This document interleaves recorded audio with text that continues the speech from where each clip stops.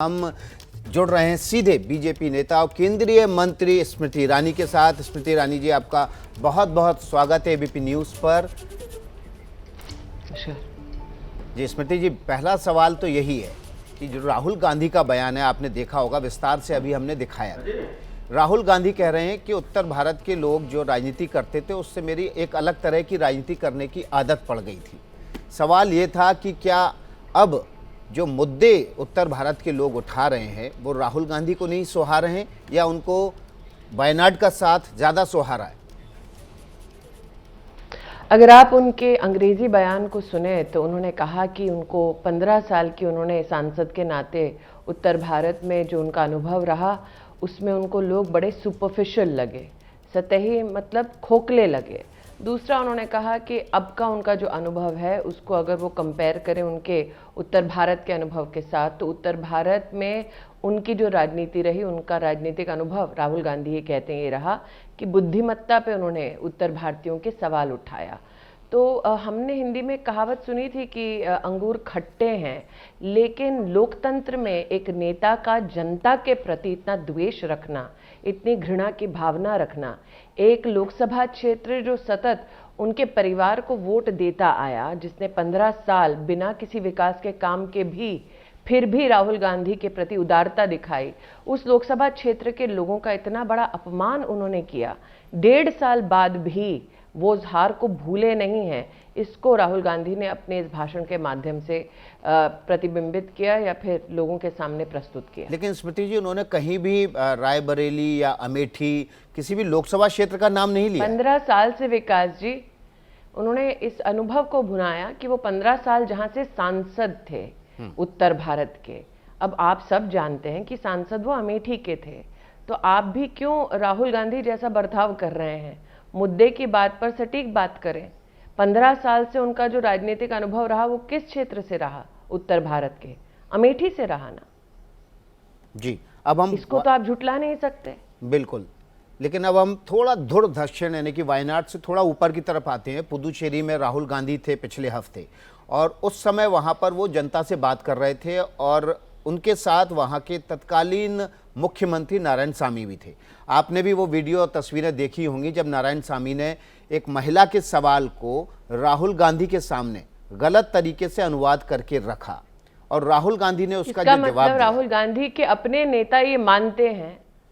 आप देखिए, ये जो वीडियो आप मुझे याद दिला रहे हैं, इस वीडियो के माध्यम से संकेत क्या देता है कांग्रेस का नेतृत्व कि राहुल गांधी के ऊपर उनका किस प्रकार से उनका अनुभव रहा है कि वो सरेआम राहुल गांधी को झूठ बोलते हैं इस विश्वास के साथ कि राहुल गांधी को सत्य की परख नहीं है। ये वीडियो न सिर्फ कांग्रेस के नेतृत्व के छलावे को सबके सामने उजागर करता है, लेकिन कांग्रेस के कार्यकर्ता, कांग्रेस के पूर्व मुख्यमंत्री अथवा कांग्रेस के वो वरिष्ठ नेता राहुल गांधी के बारे में क्या सोच रखते हैं, ये सार्वजनिक हुआ है। कोई भी नेता, कोई भी कार्यकर्ता अपने वरिष्ठ और हाईकमांड नेता के सम्मुख झूठ नहीं बोलता, और वो भी सार्वजनिक इस प्रकार से लज्जित नहीं करता। इसका मतलब साफ है कि नारायणसामी जी भी जानते थे कि राहुल गांधी जी को सत्य की परख नहीं है, उनको झूठ बोल दें तो झूठ आसानी से वो पचा लेते हैं। अच्छा, एक चीज़ मुझे समझाइए। कुछ लोग कह रहे हैं कि स्मृति ईरानी ने जब ज़मीन खरीदी अमेठी में अपना नया घर बनाने के लिए, वैसे तो आपको बहुत बहुत मुबारक हो, आप नया घर बनाने जा रहे हैं। हमारे यहाँ कहा जाता है कि लड़की की शादी और नया घर बनाना ये जीवन के 2 बड़े अहम काम होते हैं जो जीवन में आदमी को ज़रूर करने पड़ते हैं कभी ना कभी। तो आपको बहुत मुबारक, आप नया घर बनाने जा रहे हैं। लड़की को पढ़ाना भी उन अहम कामों में जोड़ लीजिए। बिल्कुल, हाँ बिल्कुल। अब लड़कियों को पढ़ाने पर भी जाहिर तौर पर आपकी सरकार भी बहुत ज़्यादा जोर दे रही है, पहले से भी जोर देते रहे हैं। लेकिन ये कहा जा रहा है कि आपने जब ज़मीन खरीदी अमेठी में नया घर बनाने के लिए, तो राहुल गांधी ने उसके बाद ही केरल में ये बयान दिया है। इन दोनों कामों का क्या कनेक्शन है? नहीं विकास जी, 2014 में मैं स्वयं अमेठी से चुनाव हारी थी। लोगों का ये अनुमान था कि मैं 14 के बाद कभी लौटूंगी नहीं। हार के बावजूद भी मैं लौटी क्योंकि अमेठी की जनता ने उस प्रकार की उदारता दिखाते हुए मुझे अपने परिवार का एक हिस्सा बनाया। आज मैं ये कह सकती हूँ कि साल 2019 में जब मैं चुनाव लड़ी थी तो उन्हीं परिजनों ने मुझसे एक ही आग्रह किया था कि अमेठी का सांसद कभी भी अमेठी में घर लेकर रहा नहीं है। मैं अब तक किराए के मकान में रह रही थी। ये मेरा सौभाग्य है कि अब वहाँ पर अपना ही एक घर बनाने का मुझे एक मौका मिला है। लेकिन मैं ये कहना चाहूँगी कि चुनावी हार जीत सभी लोगों के राजनीतिक जीवन का एक अभिन्न अंग है। इस हार जीत के पलड़े में अगर हमें आंकना है तो अपने आप को आंकना है, अपनी क्षमता को आंकना है, ना कि जनता को दोष देना है। कई मुद्दों पर हम जनता की उम्मीदों पर अगर खरे नहीं उतरते, जनता अगर हमें वोट नहीं देती, इसका मतलब ये नहीं कि हम अपने ही देश के लोगों के प्रति द्वेष की ऐसी भावना रखें, नफरत की ऐसी भावना रखें। तो राहुल गांधी जो 1.5 साल से अपने दिल में अमेठी के प्रति नफरत पाल रहे थे, वही उन्होंने अपने वायनाड के इस भाषण के संदर्भ में उजागर किया है। और मुझे बहुत खेद होता है क्योंकि 15 साल जब वो सतत वहाँ से सांसद रहे, उन्होंने विकास का कोई काम नहीं किया। मैंने बार बार साल 2014 से इस बात को सबका ध्यान इस पर आकृष्ट किया कि संभव नहीं है कि 15 साल कोई व्यक्ति किसी क्षेत्र में राजनीति करे, ना वहाँ पर कोई जिला कलेक्टर का वो ऑफिस बनाए, ना मेडिकल वहाँ पर कॉलेज बनाए, ना अस्पताल बनवाए। आज इस बयान के बाद समझ आता है कि जिन लोगों के प्रति राहुल गांधी के मन में सम्मान ही नहीं था, जिन लोगों के प्रति उनके दिल में इतनी बड़ी नफरत उन्होंने पाल रखी थी, उन लोगों का विकास करना उनके लिए संभव ही नहीं हो सकता था। अब 3 साल हो चुके हैं तकरीबन आपको, आपके कार्यकाल के लोकसभा सांसद के तौर पर। आप अपनी क्षमता को कैसे आंकती हैं कि आपने जो सवाल उठाए राहुल गांधी की क्षमता पर? देखिए, मैंने अमेठी लोकसभा क्षेत्र में 5-6 प्रमुख वादे किए थे। एक अमेठी बाईपास का वादा जो 20 साल से लंबित था, वो बाईपास पास हो चुका है। 30 साल से एक सपना दिखाया जा रहा था अमेठी की जनता को कि एक मेडिकल कॉलेज खुलेगा। मेडिकल कॉलेज की ज़मीन गांधी खानदान ने अपने ट्रस्ट के नाम कर ली, लेकिन अपने लिए वहाँ पर उन्होंने एक गेस्ट हाउस बना लिया। मेडिकल कॉलेज कभी भी अमेठी की जनता को बनाकर नहीं दिया। 30 साल के सपने को नरेंद्र भाई और योगी जी की सरकार ने वहाँ पर साकार किया। साथ ही अमेठी में हमने ये वादा किया था कि सैनिक स्कूल बनाएंगे। हाल ही में उत्तर प्रदेश के बजट में आपने मुख्यमंत्री जी के मुख से इस घोषणा को भी सुना होगा कि उन्होंने अमेठी में सैनिक स्कूल के लिए बजट का आवंटन किया है। घर बनाने का एक वादा किया था जो पूर्ण होने वाला है, ज़मीन खरीद ली है। और एक वादा था कि ट्रॉमा सेंटर वहाँ पर खुलेगा। तो इन सभी वादों पर मैं खरी उतर पाई, ये मेरे लिए सौभाग्य की बात है विकास जी, क्योंकि अभी तक मेरे संसदीय कार्यकाल का अमेठी की सांसद के नाते 2 वर्ष भी पूरा नहीं हुआ है। किसी भी सांसद के लिए ये एक सुख की अनुभूति होती है कि 2 साल भी पूरा नहीं हुआ, लेकिन जो प्रमुख वादे किए थे उनको हम पूरा कर पाए हैं अमेठी में। तो ये कहा जा सकता है कि आपने जो वायदे किए थे अपने चुनाव के दौरान, वो सभी वायदे पूरे हो गए या कुछ एक वायदे अभी भी बचे हैं? जी, मेरे लिए ये मैंने जैसे कि कहा, ये जो प्रमुख वादे थे उन सबको मैं पूर्ण कर पाई हूँ भारतीय जनता पार्टी की केंद्र और प्रदेश की सरकार के माध्यम से।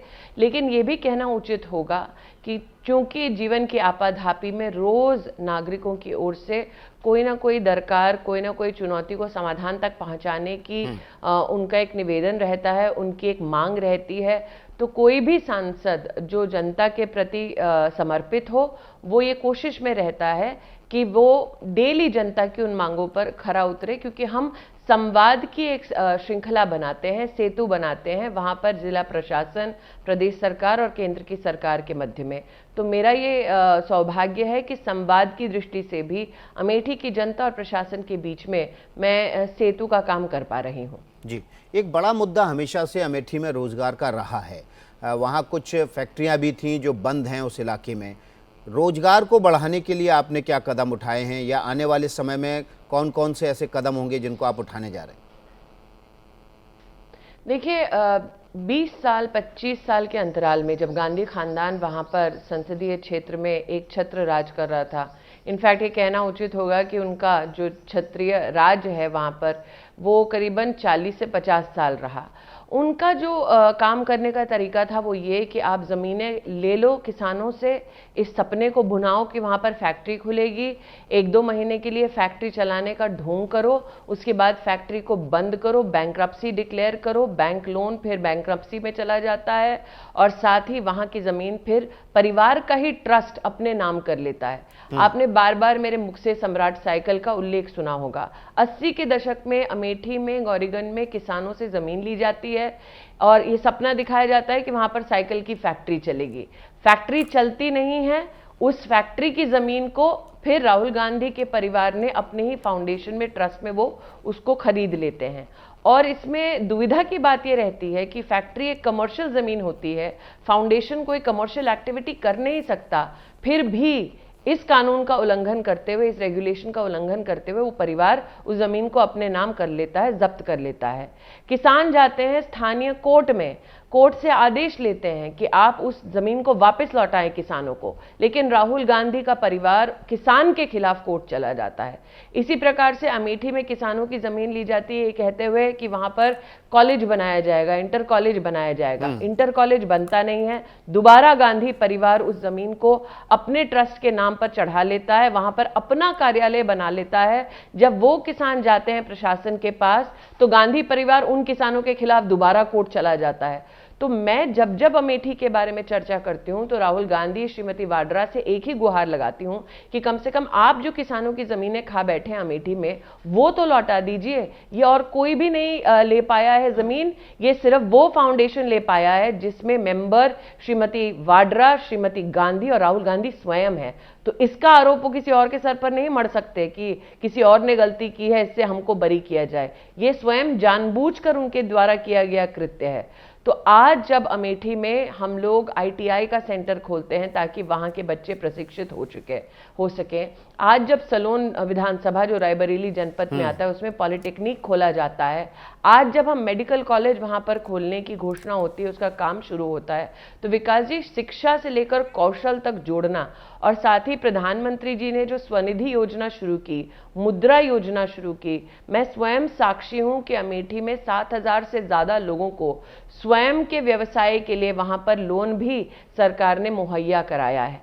लेकिन आज वहां पर ये पुरानी ज़मीनें जो व्यवसाय शुरू करने के झांसे को देकर गांधी परिवार ने स्वयं के सुपुर्द कर रखी है, मुझे लगता है न्यायपूर्ण, अगर उनको न्याय संगत कोई कृत्य करना है तो सबसे पहले अमेठी के किसानों की उस जमीन को लौटाना चाहिए। ये भी कहा जा रहा है कि सलून विधानसभा के जरिए, जो कि रायबरेली जिले में आती है, धीरे धीरे बीजेपी अब रायबरेली सीट पर भी घुसने की कोशिश कर रही है, अगले चुनाव में उस पर भी कब्जा करने की कोशिश है। देखिए, सलोन विधानसभा रायबरेली जनपद का हिस्सा पहले भी था। अब कांग्रेस पार्टी को कहीं ना कहीं इस बात का दुख हो रहा है कि मैं सलोन विधानसभा में एक्टिवली जनता के मध्य में काम क्यों कर रही हूँ। भाई, मेरी लोकसभा क्षेत्र का वो अंश है, उसमें मैं सांसद के नाते काम नहीं करूंगी तो और कौन करेगा। उस विधानसभा में विकास जी कई गांव ऐसे हैं जिसमें बिजली का तार पहली बार तब आया जब नरेंद्र मोदी और योगी जी की सरकार आई। आप सोचिए, जिस जनपद में सोनिया गांधी, राहुल गांधी स्वयं सांसद रहे हों, वहां पर गांव बिजली से वंचित रहे हों, यह आपको दर्शाता है कि इस परिवार ने सत्ता का सिर्फ अपने लिए सुख भोगा है, लेकिन जनता के लिए काम नहीं किया है। गुजरात कहते हैं ना, दिया तले अंधेरा, उससे बेहतर कोई उदाहरण नहीं होगा जो सलोन विधानसभा की उपेक्षा श्रीमती गांधी और श्री गांधी दोनों ने मिलकर किया है। जी, गुजरात के अभी स्थानीय निकाय के चुनाव आए, हमने देखा था कि आप वहां प्रचार करने भी गए थे और तकरीबन आपने 8-9 रैलियां भी की थी। स्थानीय निकाय के चुनाव के जो परिणाम हैं, बीजेपी कह रही है कि राहुल गांधी ने जो असम में बयान दिया था गुजरातियों के खिलाफ, उसका एक नमूना है कि कांग्रेस का मत सफाया हो गया है। देखिए, राहुल गांधी, जैसे कि मैंने कहा, दक्षिण भारत में जाते हैं तो उत्तर भारत के खिलाफ जहर उगलते हैं, असम जाते हैं तो गुजरात और गुजरातियों का अपमान करते हैं। अपमान और फूट डालने की राहुल गांधी की जो राजनीति है, उसका परिणाम क्या होता है वो आपने गुजरात के स्थानीय निकाय के चुनाव के परिणाम में स्पष्ट रूप से देख लिया है। राहुल गांधी जब अपनी राजनीति करते हैं, कौन रोकता है उनको कि अपनी राजनीतिक वो सकारात्मक रूप से करें? कौन रोकता है उनको कि सकारात्मक वो चर्चाएं जनता के मध्य में करें? कौन रोकता है उनको कि अगर वो बिल पर भी बोलना चाहें तो क्लॉज बाय क्लॉज पढ़कर उसके ऊपर कोई विश्लेषण करें? चूंकि वो स्वयं सुपरफिशियल राजनीति करते हैं, क्योंकि वो स्वयं तोड़ने की राजनीति करते हैं, इसीलिए उसका परिणाम जनता उन्हें स्वयं देती है। 2019 में अमेठी की हार उसी का एक परिणाम है। और हाल में गुजरात में स्थानीय निकाय के चुनाव में उनकी हार इस बात को दर्शाती है कि जनता को राहुल गांधी की फूट डालने वाली राजनीति रास नहीं आती। जी स्मृति जी, अभी हाल ही में एक बार पुदुचेरी में राहुल गांधी ने कहा था कि किसानों के लिए मंत्रालय लेकिन मछुआरों के लिए नहीं है। ये बात आज कल उन्होंने फिर से केरल में अपने बयान के जरिए रिपीट की है। देखिए, राहुल गांधी ने स्वयं देश की संसद में जो फिशरीज मंत्रालय है, मत्स्य पालन का विभाग है, मंत्रालय है, उसके सम्मुख अपना एक प्रश्न प्रस्तुत किया था।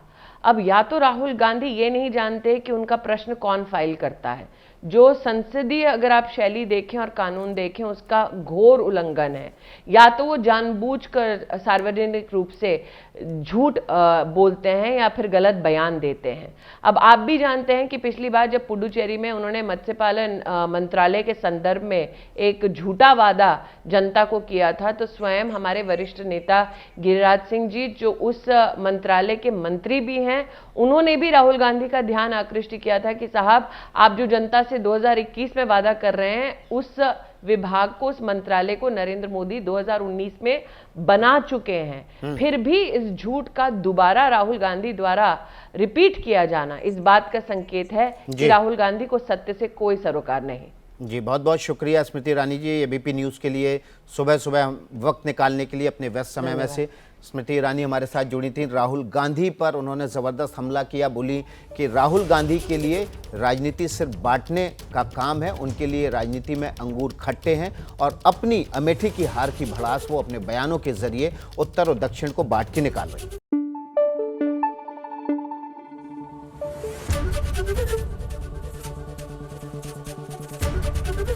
एबीपी न्यूज़ आपको रखे आगे।